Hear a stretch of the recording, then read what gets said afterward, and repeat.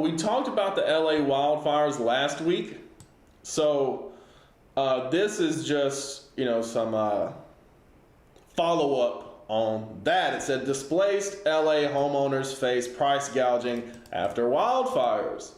Right? So sounds very similar to what happened in Hawaii. It would have been last year at this point. Jay Gilberg bought a 5-bedroom, 4,800 square foot home in the LA neighborhood of Pacific Palisades in June to merge 2 households, bringing his 2 daughters, his girlfriend, and her teenager together under one roof in what he described as a very happy home. 6 months later, what is this player doing down here? Get out of here. 6 months later, that home is gone. One of an estimated 5,000 damaged or destroyed in the Palisades fire. As he and his real estate agent began searching for a temporary home large enough to accommodate a family of 5, they encountered another shock, a sudden spike in rental prices. Imagine that. And again, eerily similar to what happened in Hawaii.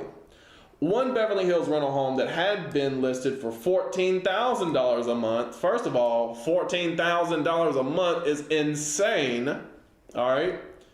But then it suddenly increased by $4,000 overnight. A nearly 29% price hike that the listing agent told Gilberg's realtor reflected supply and demand. You see that right there? This the great old-fashioned U.S. economy where all the poor people, which is mostly Israelites. This specifically with this Gilbert guy, I can't speak for him, but mostly the people affected by this are going to be the poor and oppressed in society, which are Black and Latino people here in America. There are really good people who are compassionate, sympathetic, empathetic, and they want to do something to help. Gilbert said of the disaster and its aftermath. And then there are others who smell an opportunity to profit, and that's what I encountered. All right? So keep that in mind, because that's the American Edomite mentality of, to hell with everybody else, I'm going to get mine, I'm going to make money. Maybe some of my close family and friends can get something, but not if it's at my detriment, right? That is the wicked mentality that is prevalent here in America and really all over the world, but especially here in Babylon the Great. All right. Throughout the region, thousands of people like Gilbert who have been displaced by the wildfires are encountering sticker shock. Sticker shock, I suppose, is like sticker price, and they're surprised at the sticker prices. The Los Angeles Tenants Union, a volunteer group that advocates for affordable housing, identified more than 500 property listings that, where the monthly rental fee abruptly jumped. In some cases, more than doubling. All right, and we kind of talked about this last week, where we looked specifically at the Altadena, where the people in Altadena were worried that on the other side of this fire, the people who would be affected by it would be poor people. Whereas the rich people, they would be catered to. They would be fine. It was the poor people who would not be able to afford housing on the other side of this. And that's exactly what we're seeing here with this article. All right. So it says, California Governor Gavin Newsom signed an executive order on Sunday that seeks to curb predatory pricing on essential consumer goods and services, including housing. The order makes it illegal to hike prices by more than 10% above the rates charged immediately before the emergency declaration. Yet, the word yet, not the brother yet, shalom, bro, if you're watching. But we see that didn't stop the 29% price hike on that listing, even though there was an order, a law set in place. And it says that right here. Though it's illegal, we know many landlords will try to profit off people's desperation and get away with it anyway, right? So just because Gavin Newsom put it on the books, that does not mean he's going to enforce it. All right, said Tony Carfellow, an organizer with the Tenants Union. adding that even a 10% increase in rent can be an impossibility, both for people who lost everything and for the rest of tenants in the city who were already struggling to get by. Because the people who say like lost their house in the fire and now they are trying to rent, if they are living from check to check, they don't have money for first and last month's rent. And the money that they will get from the insurance company, that's like weeks, if not months down the line. So like, what are they going to do in that time? All right. Just suffer, I suppose. California Attorney General Rob Bonta said his office had received hundreds of reports of price gouging and had opened multiple investigations. And even investigations take time. So what are these people going to do in that time period? This is just unimaginable conduct during this time when people need the exact opposite of being preyed on, exploited, and victimized. Yeah, like America's never done that before. They never preyed on people, exploited people, and victimized people. They need support and healing and help. Bonta said on Thursday at a news conference. How much? Okay, we're almost through with this article. Let's see. He urged the public to send in screenshots, text messages, emails, or any other evidence to help prosecutors build a case, right? So they said, send in your evidence to help build a case. But again, building a case and investigations take time. Time that these people don't have, if I'm being honest. Gilbert's real estate agent, Lori Goldsmith, criticized the gouging, saying she walked away from one longtime client who sought to capitalize on other people's misfortune. It is so wrong, Goldsmith said. These people have lost every memory. These people with small children have lost their favorite, loveys? That's weird. I've never heard that phrase or that word before. That they went to sleep with every night that made them feel like they had a security blanket wrapped around them, right? So they lost their stuffed animals, is what she said. County Supervisor Lindsay Horvath, whose district includes the entirety of the Palisades fire, said she takes the issue of price gouging on rents and housing very seriously. People are suffering, and they need the security of knowing that we are going to protect them from anyone who would prey on them in a moment like this, Horvath told Reuters outside a FEMA Disaster Recovery Center in Los Angeles on Wednesday. Those displaced by the wildfires are struggling. Renee Weitzer, an 87-year-old Holocaust survivor, lost the Sunset Mesa home she shared with her 88-year-old husband, Ed. They escaped the approaching wildfire with their medication, some important papers, their dog, and a single change of clothing, thinking they would quickly return home. Instead, they have spent more than a week living out of a hotel room, trying to find a home to rent. And this is people that can afford a hotel room. You see what I'm saying? A lot of these people who are affected by this fire in suburbs, who were just living from check to check, they can't even really afford a hotel room. Not really. It says, where is it at? Living out of a hotel room, trying to find a home to rent. The competition with other renters has been fierce because everybody is looking for a place to rent now. And with that supply and demand, them landlords, oh, you want this place? Well, the price just went up, right? And they're selling it off to the highest bidder, basically. She said, the Weitzers offered to pay $14,000 a month rent for a home listed at $8,000 with a year's rental payment up front, but still lost out. Right, so that's crazy that they had that type of money to spend. A lot of people in this position don't have that type of money to spend. All right, and it's a little odd that the two people that Reuters is talking about specifically here are the Weitzers and the Gilberts. Right, that's kind of weird. But anyway, it said we lost every house, said Renee Weitzer, and not only that, when you have to apply with the application, you have to pay for your credit check.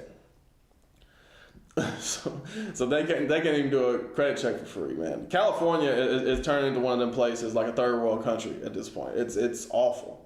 All right, and I keep using this example when talking to people about this. Like back in 2010 when Haiti had the earthquake, everybody was like, "Send your relief, send your help, send money to Haiti," right? Because they need it. And one of the people that were promoting this the most were liberals out in California.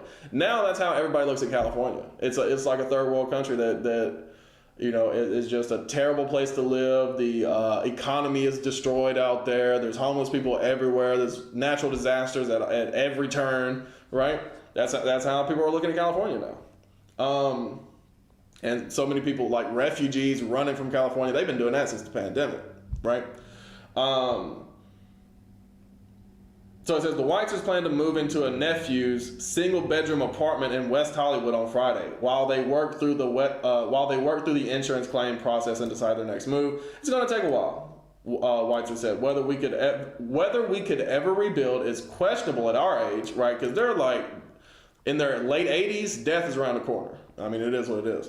Because it's going to take years to be able to do this right. I don't think we'll be able to rebuild. Right, so you got a lot of people in that position as well who aren't going to be able to rebuild. But when it comes to this situation right here, the price gouging, right? The love of money is very prevalent. The love of money is very prevalent here. All right. So, and this is the thing about America. America promotes the love of money. Anybody who is very successful in America is because they love money. All right. And this is what the Bible says about the love of money. All right. So where is this at? Verse 10. In 1 Timothy chapter 6 and verse 10, it says, "For the love of money is the root of all evil." Meaning, if you love money, you would be willing to do any evil thing to get it. All right. Any evil thing. That means oppressing the poor and the stranger.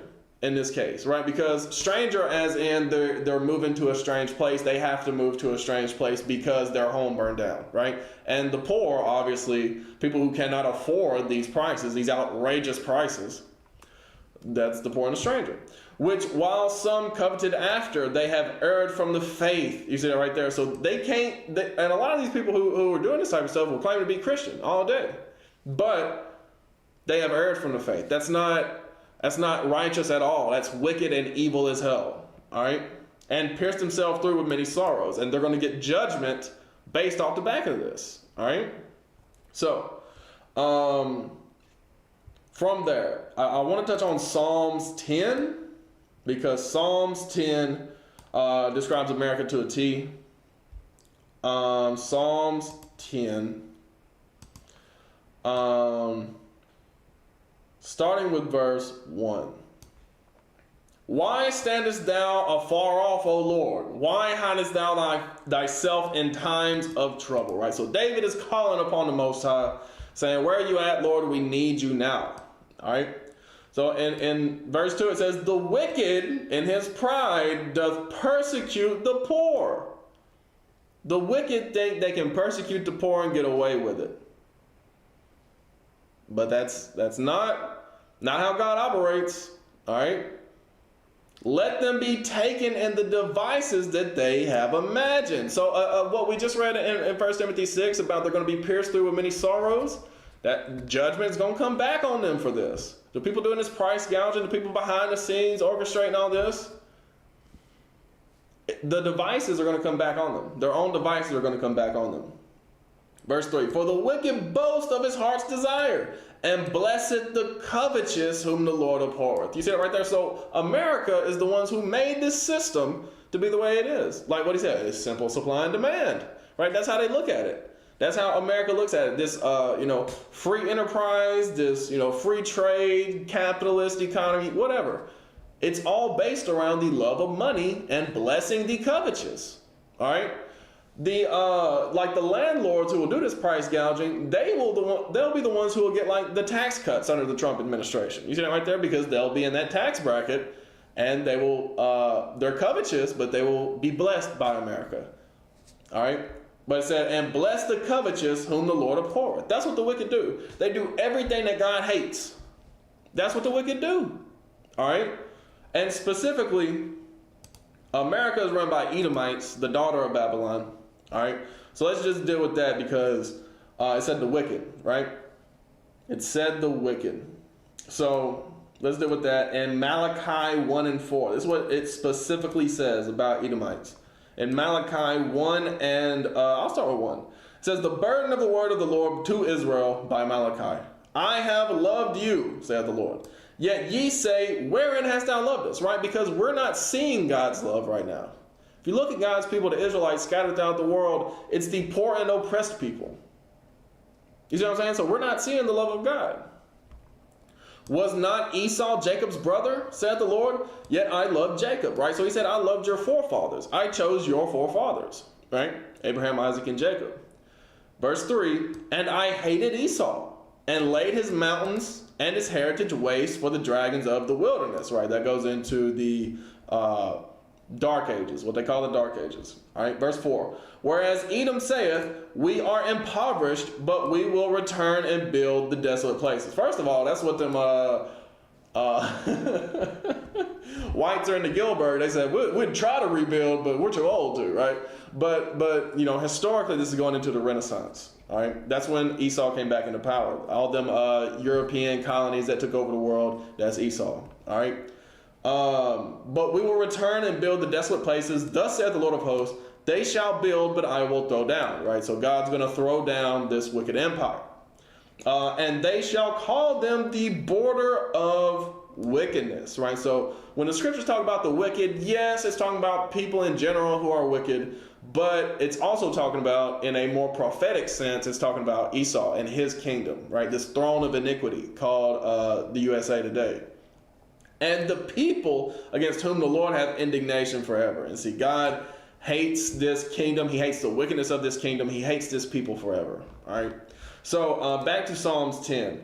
Verse 3, it says, for the wicked boast of his heart's desire. Right. So Esau will tell you what he's going to do, and then he'll try to perform that thing. And bless the covetous. Right. So Trump, he's been on the campaign trail. He's been talking about doing the tax cuts. Right. He's been talking about blessing the covetous and boast of his heart's desire, right? And bless the covetous whom the Lord abhorreth, right? Who God hates, all right? Verse 4. The wicked, through the pride of his countenance, will not seek after God. So you could tell this to that landlord who's price gouging and say, hey, look, God's going to judge you. You better repent. He's like, I ain't worried about that. He said he will not seek after God. God is not in all his thoughts. He said, I don't care about that. I'm trying to get money now, right? Verse 5, his ways are always grievous, right? So all these people affected who lost their homes, it's now very grievous to them to go trying to deal with this system that they're caught in the midst of, right? Thy judgments are far above out of his sight, right? He ain't looking for the judgments of God, which God has mercy on the poor and afflicted, right? Esau ain't worried about that. America, the wicked in general, ain't worried about that. As for all his enemies, he puffeth at them, right? That's what he say about Russia, about China, about Iran, right? He ain't worried about them. He had said in his heart, I shall not be moved, for I shall never be in adversity. And that's what America thinks. They think there will never be war on American soil. They think there will never be anything that happens to the people of America as far as like from the other nations. His mouth is full of cursing and deceit and fraud. How many businessmen and landlords and whatever else money managers do you know get caught up in fraud? Like Bernie Madoff. There's a lot of, there's a whole list of people that you can go down through talking about fraud. Under his tongue is mischief and vanity. Verse 8. He sitteth he sitteth in the lurking places of the villages. In the secret places doth he murder the innocent. His eyes are privily set against the poor, right? So, in a sense, this is literal because they do literally murder people, but also his eyes are privily set against the poor. If you take away a poor man's means of life, means of living, then you are essentially killing him. You're murdering him, all right? So,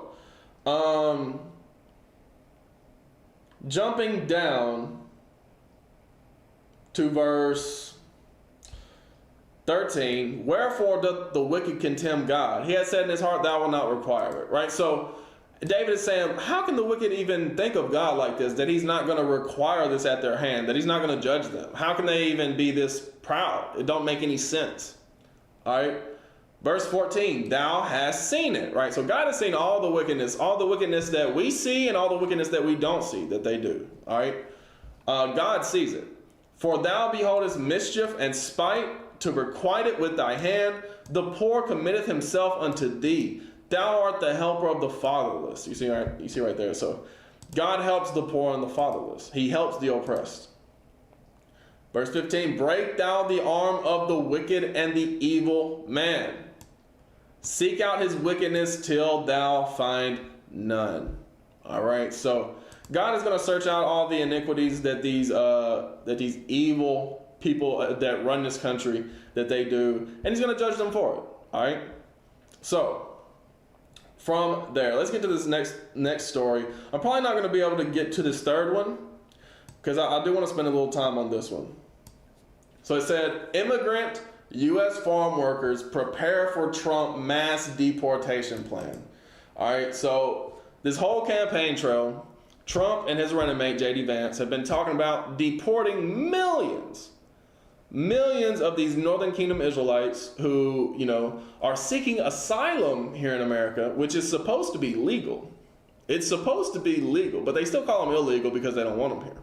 All right, but if they are running from, like the cartel, for example, that runs Mexico all the way down through Central America until you get to the northern part of South America, right? You get to Colombia in that area.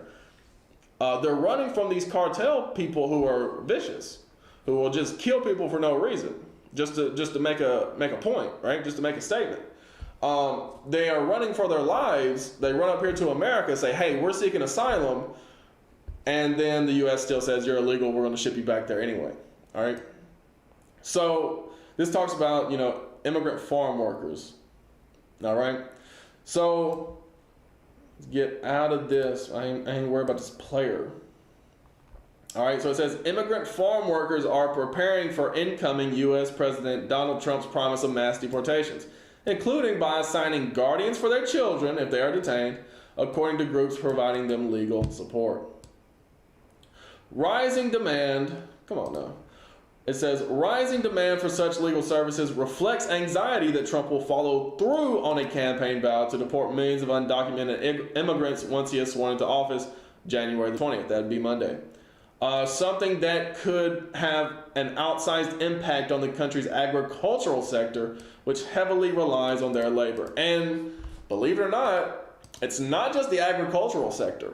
It's pretty much all sectors: the construction sector, the manufacturing sector, basically all sectors of the labor force in the U.S. rely heavily on illegal immigration. All right, it is what it is. And if Trump really does follow through on deporting millions and millions of these illegal immigrants, it's going to show a massive adverse effect to the American economy. It just will. All right, it's just going to be harder on everybody if he actually does this. Which I'm saying if because I don't doubt that he would like to do this, but politicians following through on their promises is not really their strong suit.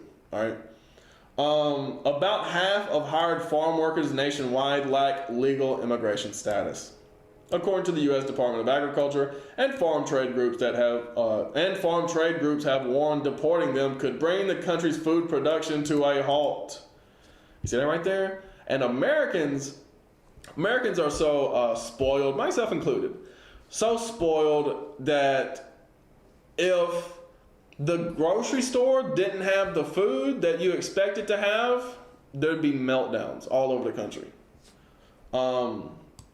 The administration is not yet sworn in, but people are already afraid. And that's not just here in the States. People around the world are afraid. That's why they were talking about a ceasefire discussion, and we haven't really, we're not going to get into that this week. We kind of touched on some of the stuff going on in the Middle East. We talked about that last week. This week we're not really going to touch on it, but there are talks of a ceasefire, all right, between Israel and Hamas. Let's see how long that lasts. The other one that they did like a couple months ago, but it was several weeks ago. That one lasted a couple days, and if that long, right? So let's see how long this one lasts. But anyway, people are already afraid, said Soraya Martinez, executive director of the Centro Binacional para del Desarrollo Indígena. What is, y'all forgive me, this word right here, Oaxaqueño, the CBDIO, an organization that supports indigenous Mexican farm workers in the Central Valley of California. Right, so how are they going to be Mexican farm workers if they're indigenous to California? Yes, California used to be part of Mexico, but I know exactly what it means when they say that. They mean it's Issachar, but they have to come up with a special way of saying it. Representatives of 4 U.S. rural and legal advocacy organizations, including CBDIO, told Reuters they have seen as much as a tenfold increase in interest from immigrant farm workers in workshops and resources they provide on what to do if confronted by immigration officials and how to ensure their family security if they are detained. Right? So plans like this aren't a bad idea, because who knows who they're coming after, how many they're going to come after, and what they're exactly going to do. The first term Trump was in office, they had put kids in cages, separating them from their families. You know what I'm saying? So there's no telling what they'll do this time. And yes, that was done by Democrats as well. But I'm just saying, I ain't for either side. I'm calling out the wickedness on all sides. All right. The workshops can include role play confrontations with immigration officials and instructions on how to prepare for potential enforcement, like filling out forms, assigning temporary guardians to their children, assigning an alternate to pick up pay, or giving permission for their children to travel internationally in the event they are deported, right? So I believe when it says at event they are deported, they are talking about the parents, but it's very possible that they split up the kids from the parents, and not just leave the kids here with their guardians, but they deport the kids somewhere else throughout Mexico and Central America. That's very possible. They just split them up and send them different ways. All right.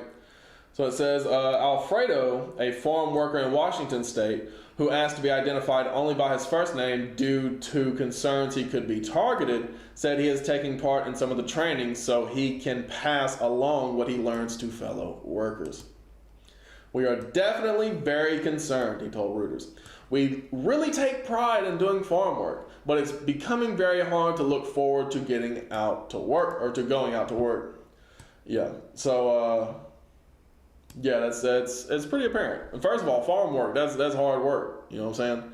So already looking forward to it, that must be rough, because they pay them very little. They don't pay them much at all on them farms.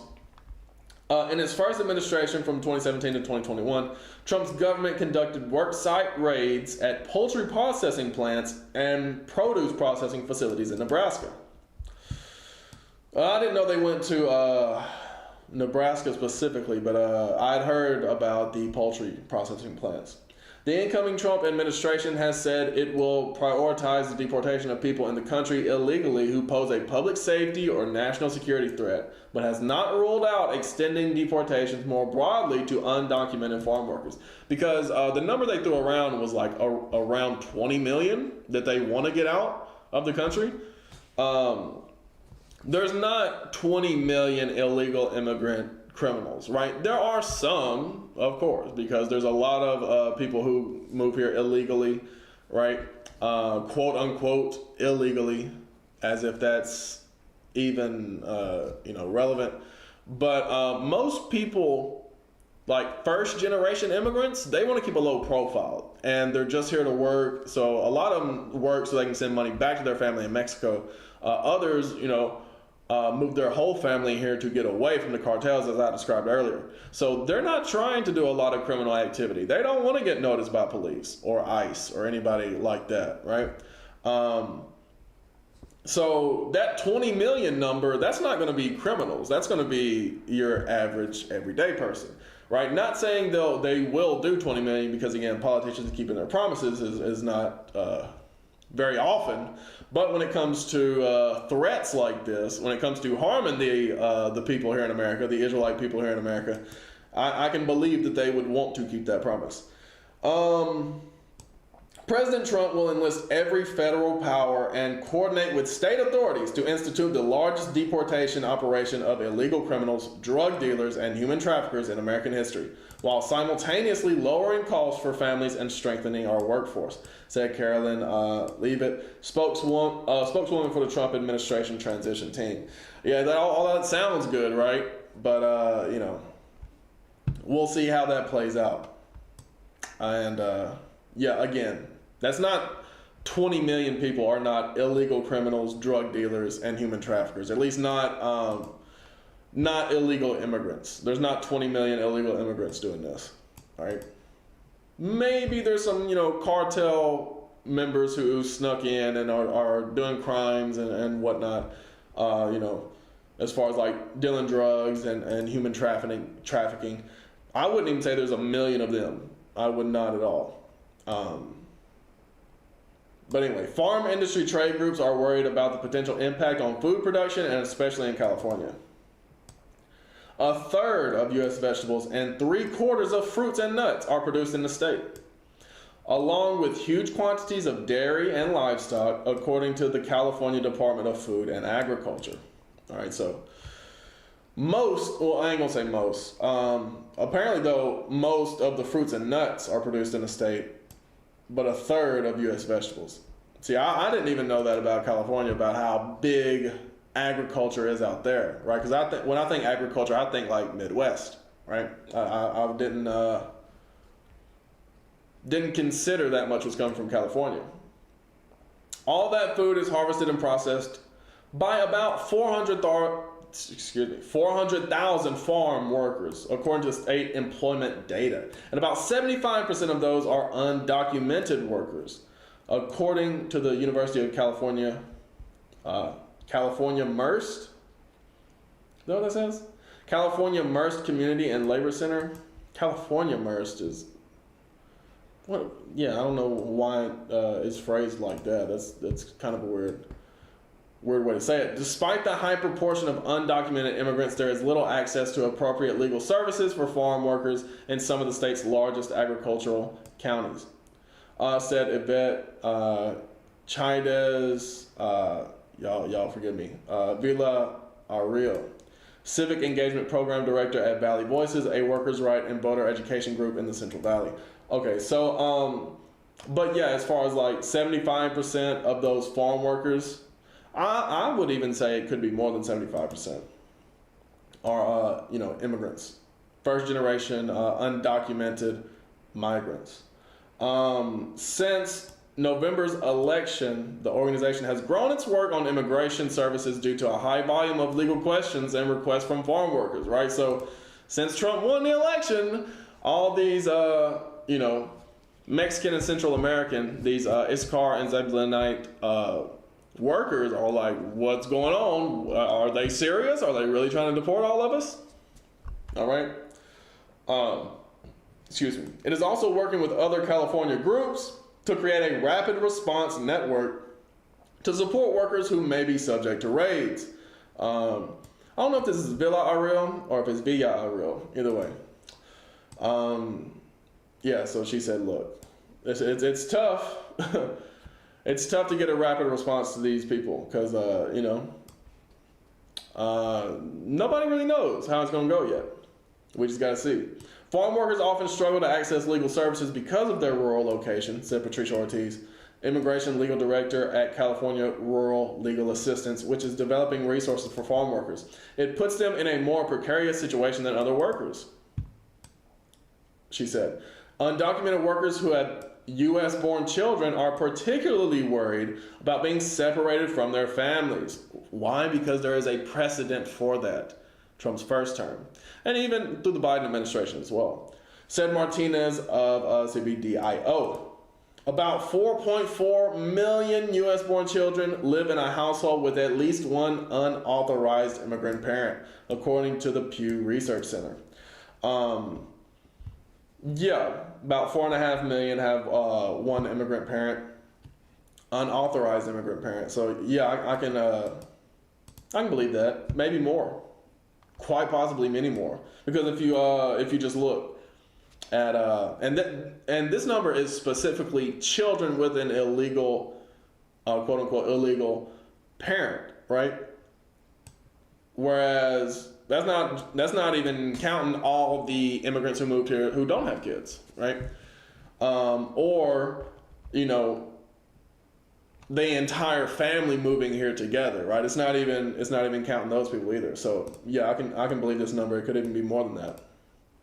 Martinez said many of the workers her group is helping speak languages like Mexico and Zapatico and not Spanish or English, and are seeking help with immigration paperwork and securing passports for their U.S.-born children. So I suppose Mixteco and Zapatico are like Nahuatl languages, perhaps. Nahuatl being the Toltec language. Across the country in upstate New York, the Cornell Farm Worker Program has increased its immigration workshops tenfold since before the election, and expects to soon hold one every day, said Director Major Mary Jo Dudley. Using role play, trainers show workers ways to respond to immigration officials if stopped on the street or approached at their homes. Dudley said, "We're working against the clock," right? Because, hey, he steps into office Monday. I don't expect to see too much next week as far as deportation are concerned, but they're probably going to start very soon. They're probably going to start with this very, very soon. So with that, let's get into the scriptures. All right. I don't think we'll get into this article. Maybe next week whenever I learn some more about it, about the Vistra blowing up. So let's get into it. First of all, I just want to talk about Issachar, specifically how we know so-called Mexicans over here in the West are Issacharites, according to the Bible. Genesis 49, and starting with verse 1, "And Jacob called unto his sons and said, Gather yourselves together, that I may tell you that which shall befall you in the last days." So, Jacob's letting you know this is prophecy for the end times. This is prophecy for the last days. This is not talking about what will happen to Jacob's sons, but rather his descendants, their sons' sons, right? Like generations and generations. All right? So it says, "Gather yourselves together and hear, ye sons of Jacob, and hearken unto Israel your father." Jumping down to Issachar, starting with verse 14, Issachar is a strong ass couching down between two burdens, right? So the two burdens over here in the West are, you have the situation in Mexico and Central America. Hey, we could stay in Mexico and deal with this burden of the cartel and this terrible living condition in Mexico, or we could move to the U.S. and become a servant, but, you know, have our lives much better overall, right? So that's the two burdens, right? We could either stay in Mexico and suffer, or flee to America and maybe have it a little better, but suffer in a different way. It's two burdens, all right? Verse 15. "And he saw that rest was good," that siesta, "and the land that it was pleasant," right? Mexico is a very beautiful land, very rich in minerals and resources, right? So the fact that it's so poor, just speaks to the state of the world that we live in currently.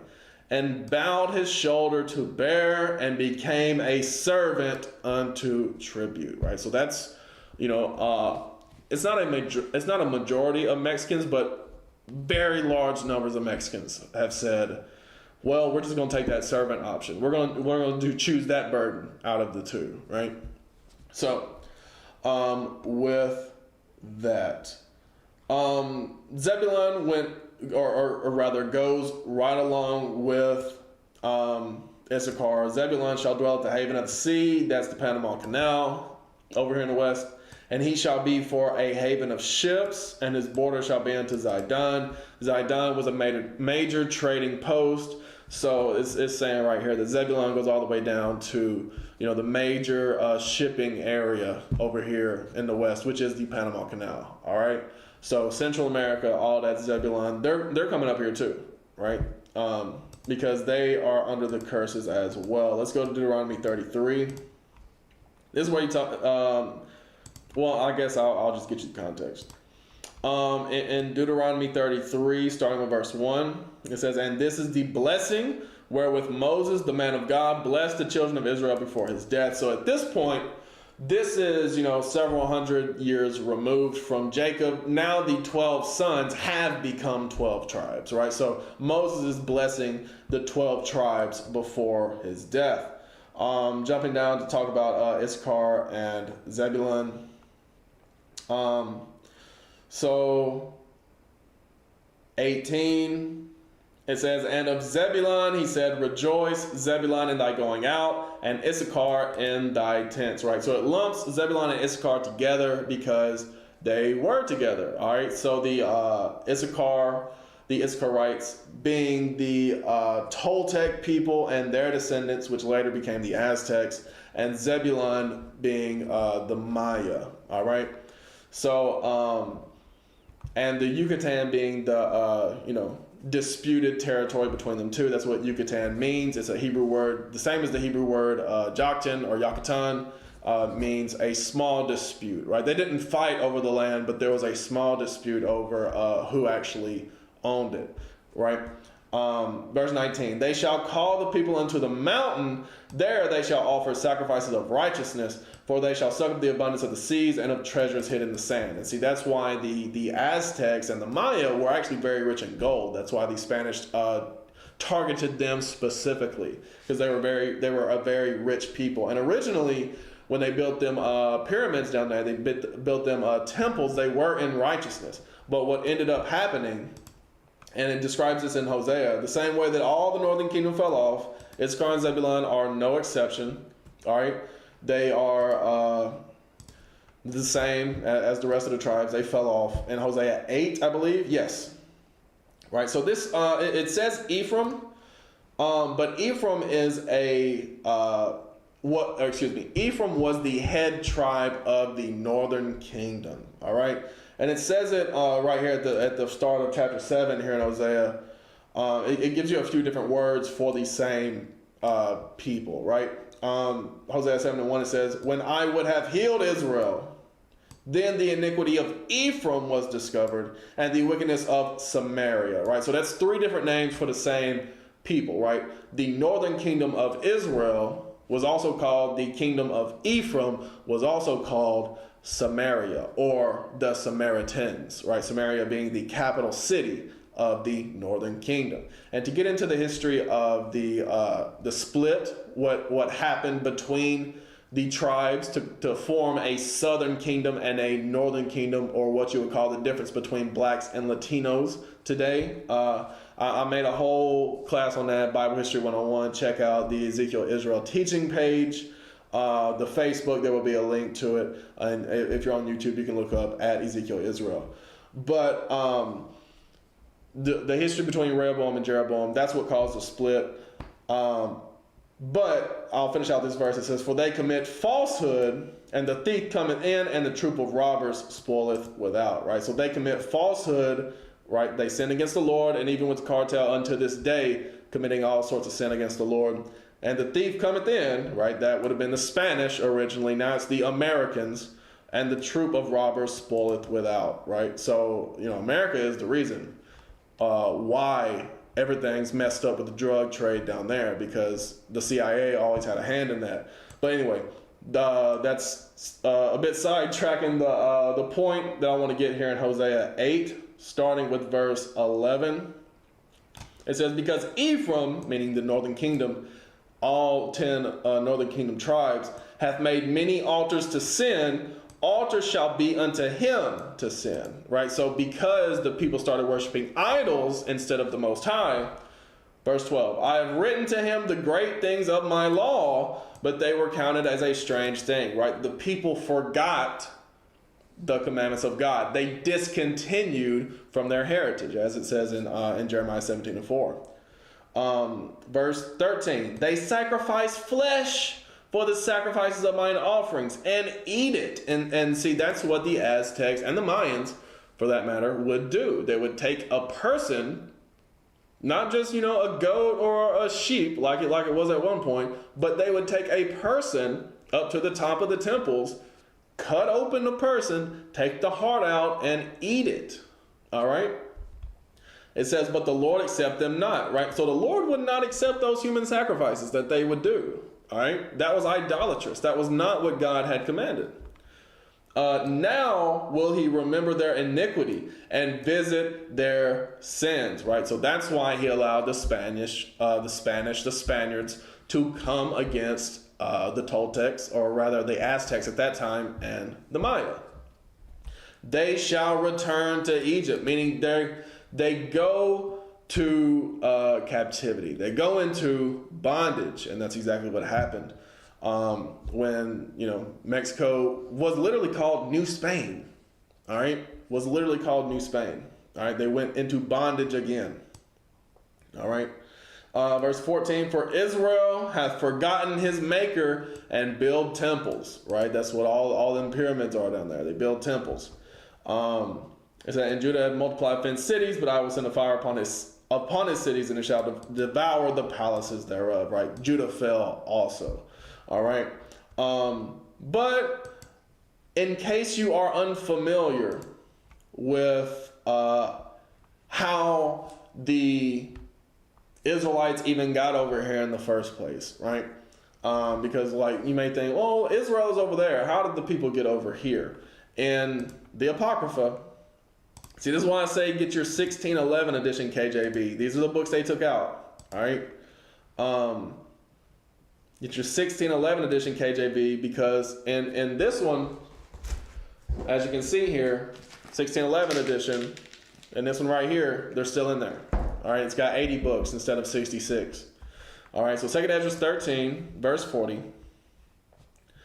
I'm going to get straight to the point. In verse 40, it said, those are the 10 tribes, which were carried away prisoners out of their own land in the time of Hosea the king. Right, so the 10 tribes would be Ephraim, Manasseh, Gad, Reuben, Simeon, Issachar, Zebulun, Asher, Naphtali, and Dan. Those would be the 10 tribes. All right.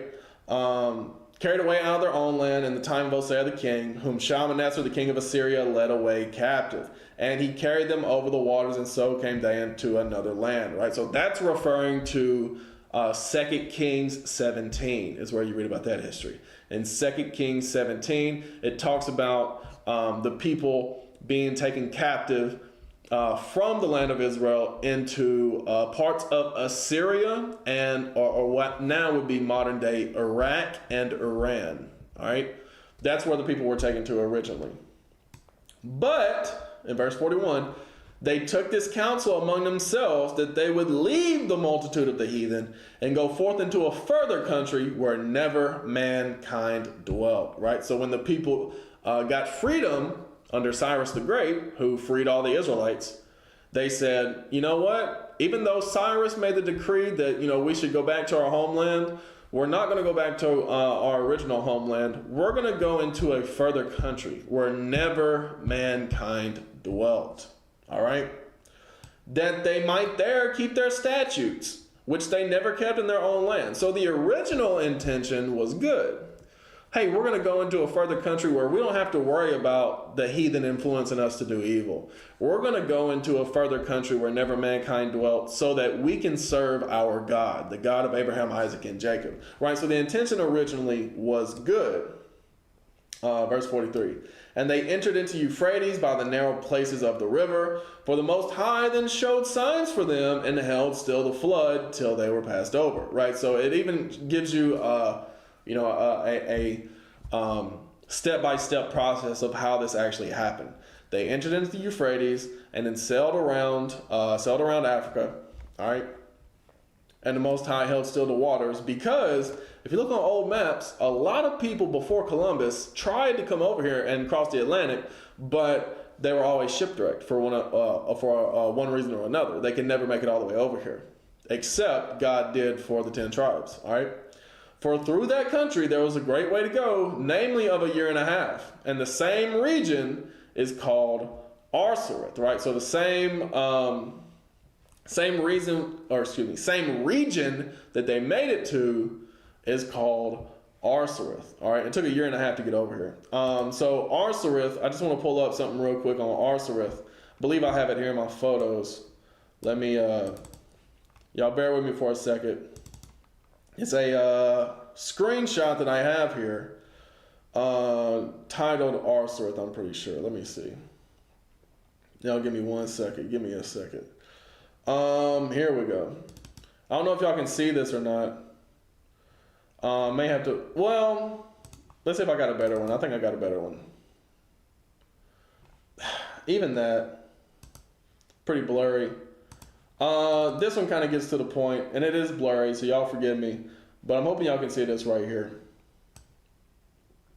Where it says, Arsareth, the name of the land beyond the great river, far away from the habitation of man, in which the 10 tribes of Israel will dwell, observing the laws of Moses until the time of the restoration, according to 4th Esdras 13 and 45. That's what we just read.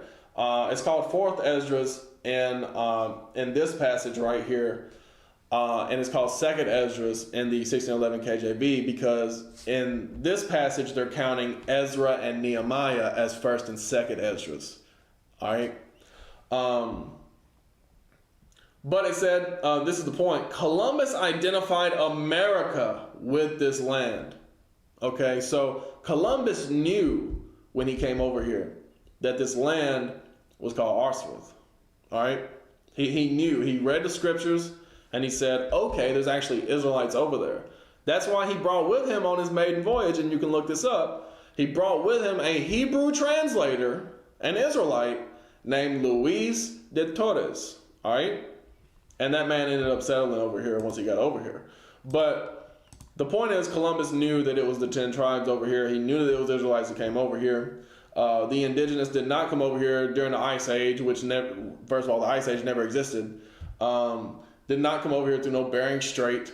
All right, that's a lie. That's made up. The people over here did not descend from Asians, though there was a mix as far as like... the Northern Kingdom were always more likely to mix with the other people, all right? And that's why you see, light-skinned Latinos, dark-skinned Latinos, like it's every shade under the sun, right? And verse 46 says, then dwelt they there until the latter time, and now when they shall begin to come, right? So a lot of Northern Kingdom is going to be delivered from over here in the West, all right, in the Latin American countries. So we can get out of that. Let me just show real quick, according to the scripture, that Northern Kingdom had mixed himself among the people. So Hosea 7 and 8 says, Ephraim, meaning the Northern Kingdom, all 10 tribes, he hath mixed himself among the people. Ephraim is a cake not turned. All right, so it said he mixed himself with the people. All right, when the Spaniards came over here, the Northern Kingdom were far more likely to, interracially mix with the Europeans than, say, your black slaves that were brought from Africa, right?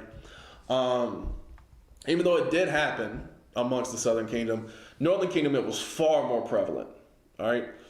So it said, Ephraim, he has mixed himself among the people. Ephraim is a cake not turned. The same way that if you're cooking like a pancake, for example, you leave it in the pan and you don't flip it over, one side's going to get really dark, the other side's going to get really light. That's why you have Afro-Latino people that look like, what's his name? Played for the Red Sox, Ortiz, right? They call him Big Papi. Like David Ortiz, is that his name? Anyway, he's a Dominican. Right? A lot of Dominicans look black, right? But then you also have Mexicans and Puerto Ricans and Dominicans who look white. It's still the same people. They just look different ways. All right, it says in verse 9, it says, strangers have devoured his strength, and he knoweth it not. Right? So the Northern Kingdom, Mexicans specifically, Central Americans specifically, that's what we're talking about here in this context. They have like Spanish last names. They don't even realize that, hey, Spanish is not your real language. You know what I'm saying? Like, Spanish is not your culture. It's not your heritage. Your heritage is of the scriptures. It's actually Hebrew, right? It says, yea, gray hairs are here and there upon him, yet he knoweth it not. Right? He don't never realize that, oh, you're actually an Israelite. You're not a Mexican. You're not a Guatemalan. You're an Israelite. All right? So, from there, before we close out, I do want to get Lamentations chapter 5. Because Lamentations chapter 5 is heavy. It talks about basically the immigration situation. All right, Lamentations chapter 5, starting with verse 1. It says, remember, O Lord, what has come upon us. Consider and behold our reproach. Our inheritance is turned to strangers, our houses to aliens, right? So Americans love to call, Mexicans illegal aliens.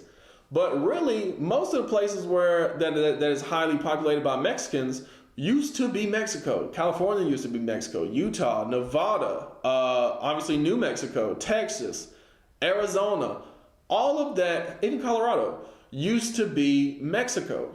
All right, it was taken over by the Americans in the Mexican-American War in the early to mid 1800s. All right, so like this. Really out there in the West, at least in the Western U.S., that's their land. But of course, the U.S. now calls you illegal.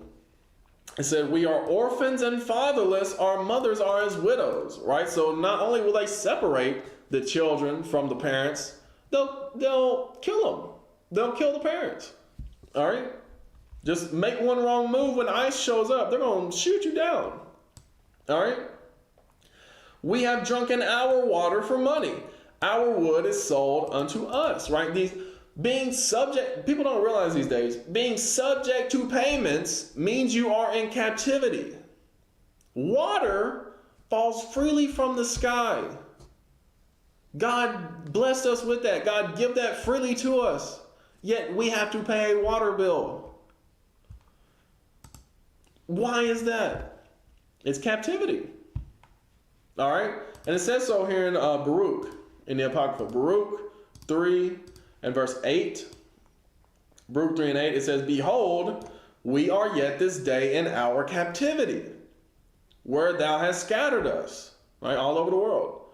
For a reproach and a curse, we are under the curses of Deuteronomy 28. All right, and to be subject to payments, according to all the iniquities of our fathers, which departed from the Lord our God. You see that right there? So because our fathers sinned against God, and we have remained in those sins that our fathers taught us, now we are under curses. What they call a generational curse these days. All right? And I didn't even get into Deuteronomy 28. But that's what Baruch is making reference to. I'll touch on a couple of them just to get this established real quick. Deuteronomy 28, and start with verse 15, just to get to the point. But it shall come to pass, if thou wilt not hearken unto the voice of the Lord thy God, to observe to do all his commandments and his statutes, which I command thee this day, that all these curses shall come upon thee and overtake thee. Right? So God said, hey, look, he's speaking to the 12 tribes of Israel here, and he said, look, if you don't keep my commandments, all these curses are going to come upon you. Verse 16. Cursed shalt thou be in the city, and cursed shalt thou be in the field. Right? So if you look where Mexicans live in the city, it is not the best part of the city. It is trailer park. It is ghetto, and it said, cursed shalt thou be in the field. Who's working? Like we just literally read an article about who's working in the fields. You know what I'm saying? It used to be so-called blacks, but now it's so-called Mexicans. All right? And even before the so-called blacks, it was the so-called Native Indians. All right? But yeah, cursed shall thou be in the city, cursed shall thou be in the field. Jumping down, just to, skim through some of these. Jumping down to verse, let's say 36. Actually, we can read 33 and... Yeah, well, actually, man, just all this hits home. But we're going to read verse 32 and then jump down to 36, all right? Maybe 32 and 33. Thy sons and thy daughters shall be given unto another people, and thine eyes shall look and fail with longing for them all the day long, and there shall be no might in thy hand. Right? So if ICE comes and separates you from your children, and they take your children, what can you do? There's nothing you can do but be sad about it, be upset about it. You can try to go through all the processes and stuff, but they got your kid in a cage over here. That's what Trump did in his first administration. Who's to say he's not going to do it again? The fruit of thy land and all thy labors shall a nation which thou knowest not eat up. Right? So a nation you don't know is going to eat up all your resources, right? And you got the Mexicans out here and the Central Americans out here in the field picking all the fruit. Right? It literally said in the article that 400,000 in California, where most of the fruit in the U.S. comes from. All right. And thou shalt be only oppressed and crushed always. The Mexicans, the Latinos here in the country, they can never prosper. All right. Verse 36, the Lord shall bring thee and thy king, which thou shalt set over thee, like Montezuma, for example, was the king of the Aztecs, unto a nation which neither thou nor thy fathers have known. And there shalt thou serve other gods, wood and stone. And see, that's your rosary beads, that's your cross, that's your Catholicism. You got your statue of the Virgin Mary, all that idolatry. That's not the God of the Bible. All right, they'll claim it is, but it's not. The Bible never said worship Mary. Never said that, she was, any kind of divine person. She was blessed by God to have our Lord. But other than that, like they worship her. Like she's the queen of heaven when she was never that. All right. Verse 37, and thou shalt become an astonishment, right? People are astonished at the illegal immigration, right? And a proverb, right? They say Mexicans are lazy, or like Puerto Ricans carry knives or whatever. And a byword. A byword is changing your last name to say Ortiz, right? Or to say, what else is a common Mexican last name? Like Alvarez, and like all these different Spanish last names. Spanish was never the language of the Toltecs. It was Nahuatl, which was a broken form of Hebrew. All right. It says, among all nations whither the Lord shall lead thee. All right. So I'm going to jump down to say 49. It says, the Lord shall bring a nation against thee from far, from the end of the earth. Right, so from the eastern hemisphere in Europe to the western hemisphere, over to Mexico, Central America.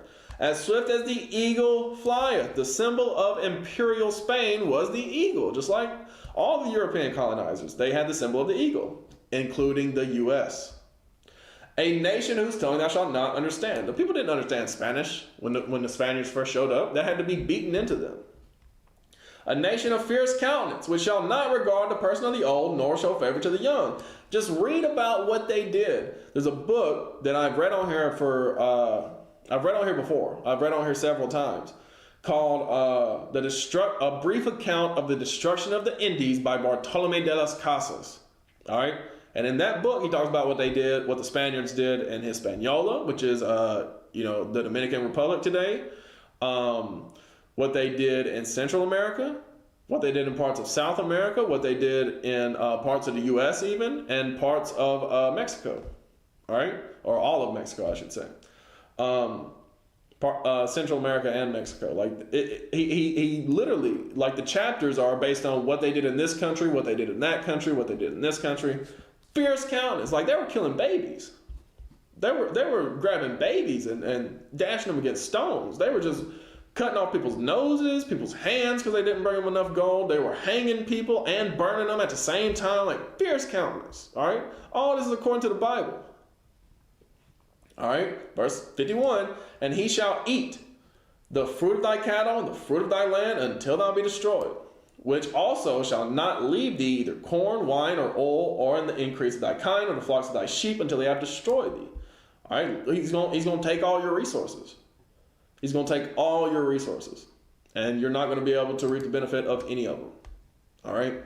So, but there is a way we can reverse this. So I want to end it on a high note. There is a way we can reverse this. Moses, who showed us the curses, he also showed us how to reverse the curse. All right. So in Deuteronomy 30, starting on verse 1, And it shall come to pass, when all these things are come upon thee, the blessing and the curse, which I have set before thee, and thou shalt call them to mind among all the nations where the Lord thy God hath driven thee, right? So all the Mexican, Central Americans that came up to America, for example, and shall return unto the Lord thy God, and shall obey his voice according to all that I command thee this day, thou and thy children, with all thy heart, with all thy soul. That then the Lord thy God will turn thy captivity, and have compassion upon thee, and will return and gather thee from all the nations, whither the Lord thy God hath scattered thee, right? And this is exactly what Revelation chapter 7 talks about, all right? And it lists each tribe by name, all right? For the 144,000, 12,000 of each tribe. If any of thine be driven out into the utmost parts of heaven, from thence will the Lord thy God gather thee, and from thence will he fetch thee, right? So God ain't leaving nobody behind that deserves salvation, all right? And the Lord thy God will bring thee into the land which thy father possessed, and thou shalt possess it, and he will do thee good and multiply thee above thy fathers, right? So he's going to bless us above our forefathers and give us the land, and we can finally go home and be at peace and be at rest. So, yeah, I'll read through verse 8. And the Lord thy God will circumcise thy heart and the heart of thy seed, to love the Lord thy God with all thy heart and with all thy soul, that thou mayest live.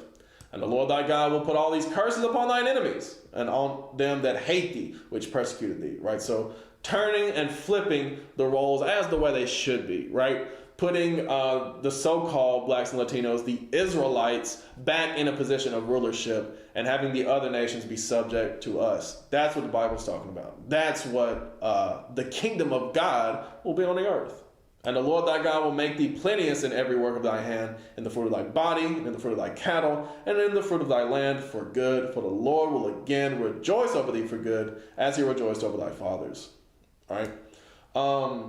Did I skip verse 8? I skipped verse 8, and I just read 9 instead. But anyway. And thou shalt return and obey the voice of the Lord, and do all his commandments which I command thee this day. You see that right there. So it all goes back to keeping the commandments in the faith of Christ. That's what Revelation 14 and 12 say. All right.